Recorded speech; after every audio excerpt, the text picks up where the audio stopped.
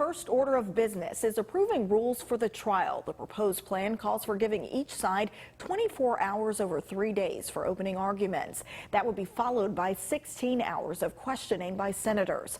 Only then can they debate and vote on whether or not to call witnesses. Senate Majority Leader Mitch McConnell says he used the 1999 impeachment trial of President Clinton as a model for this case. The rules are not even close to the Clinton rules. Unlike the Clinton rules, the McConnell resolution does not admit the record of the House impeachment proceedings into evidence.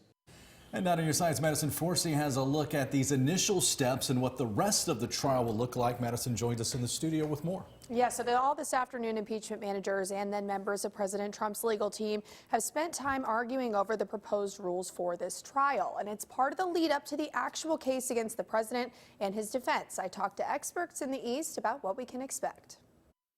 A highly anticipated process only witnessed 2 other times in American history. The Senate trial of President Donald Trump started on Tuesday. In some respects, it's much ado about nothing in that I haven't heard a single observer forecast that President Trump will be escorted from office. And one of the key questions is to be determined at the beginning of the trial. Will witnesses, including new ones not heard on the House side, be called to testify? If you're a senator who says, for the sake of argument, yeah, he did it, but it's not impeachable, witnesses aren't going to change your mind. If we look back at the Clinton impeachment, they didn't have witnesses come testify before the U.S. Senate, but they did have some people give depositions under oath. But what does the impeachment trial mean for our own North Carolina senators? Well, for one thing, they're going to have to be quiet. They're not going to be able to have their cell phones, so no Candy Crush or Facebook or anything like that.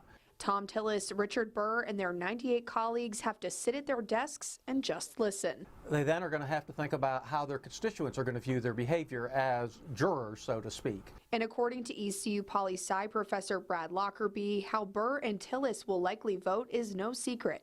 He expects the verdict on guilt or acquittal to fall right along party lines. I would say that a lot of it is theater, in the sense that we all know where this is going, what's going to be accomplished, and not much is going to change. Well, the debate over those rules continues as we speak. We'll bring you updates as we get them. For now in the studio, Madison Forsey, 9 on your side.